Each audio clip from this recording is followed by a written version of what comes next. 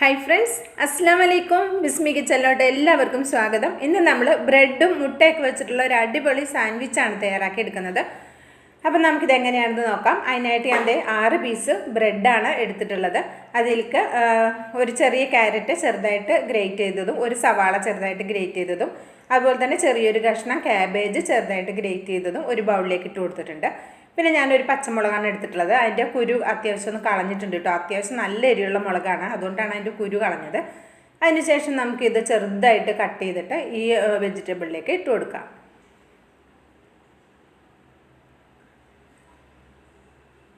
ഇനി ഞാൻ ഇതിലേക്ക് 4 മുട്ട എടുത്തിട്ടുണ്ട്. അപ്പോൾ 4 മുട്ട ഞാൻ മുഴുവനായിട്ട് എടുക്കുന്നില്ല, 2 എണ്ണം ഞാനിവിടെ മാറ്റി വയ്ക്കുന്നുണ്ട്.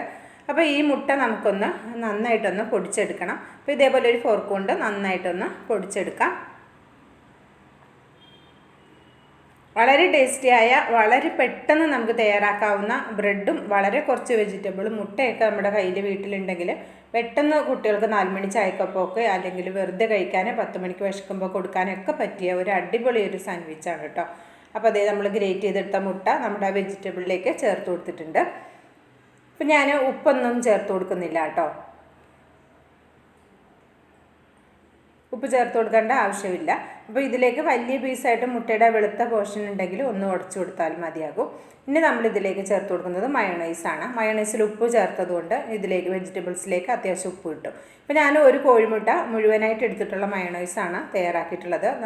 അത് മയോണൈസ് നമുക്ക് വെള്ളം മാത്രം വെച്ചിട്ടും ചെയ്യാം. ഇപ്പോൾ ഞാനൊരു മുട്ട മുഴുവനായിട്ട് എടുത്തിട്ടുള്ള മയോണൈസാണ്. അതൊരു 3 സ്പൂണോളം ചേർത്ത് കൊടുത്തിട്ടുണ്ട്. നമ്മുടെ വെജിറ്റബിളിലേക്ക് എത്ര ആവശ്യമാണ് അതനുസരിച്ചിട്ട് നമുക്ക് ചേർത്ത് കൊടുക്കാം കേട്ടോ. അതൊക്കെ നമ്മൾ എടുക്കുന്ന വെജിറ്റബിളിനും മുട്ടയ്ക്കൊക്കെ അനുസരിച്ച് വേണം നമ്മൾ മയോണൈസ് ചേർത്ത് കൊടുക്കാനായിട്ട്. അപ്പോൾ അത് നന്നായിട്ടൊന്ന് മിക്സ് ചെയ്തെടുത്തിട്ടുണ്ട്. ഇത്രയും മതിയാകും. കുറച്ച് മയോണൈസ് ബാക്കി വന്നിട്ടുണ്ട്. അത് നമുക്ക് ഫ്രിഡ്ജിൽ സൂക്ഷിച്ചാൽ വീണ്ടും നമുക്ക് ഇനി എന്തെങ്കിലും ഉണ്ടാക്കുമ്പോൾ ഉപയോഗിക്കാൻ പറ്റും.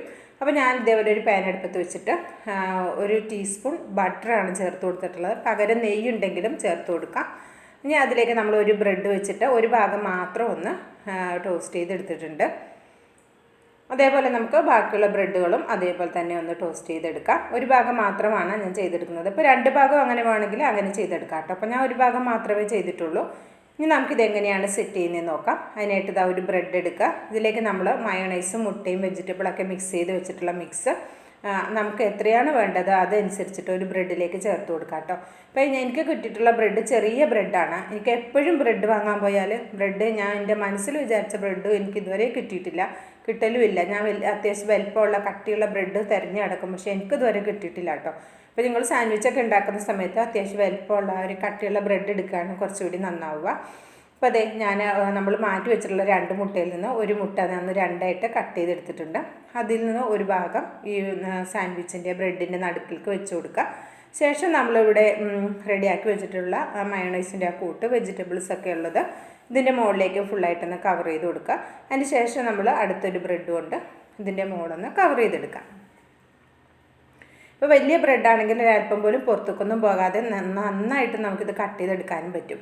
അപ്പോൾ ഇത്രയേ ഉള്ളൂ. ഞാൻ 2 എണ്ണം ഇവിടെ റെഡിയാക്കി എടുത്തിട്ടുണ്ട്. അപ്പോൾ ഇഷ്ടമായിട്ടുണ്ടെങ്കിൽ ഇതേപോലെ ഒന്ന് ട്രൈ ചെയ്ത് നോക്കണം കേട്ടോ. ട്രൈ ചെയ്ത് നോക്കിയിട്ട് നിങ്ങളുടെ അഭിപ്രായം എന്തായാലും എന്നെ അറിയിക്കാൻ മറക്കരുത്. അഭിപ്രായങ്ങളൊക്കെ വളരെ കുറവാണ്. ഇൻഷാ അല്ലാഹ് അടുത്ത നല്ലൊരു വീഡിയോ വരുന്നവരെ എല്ലാവർക്കും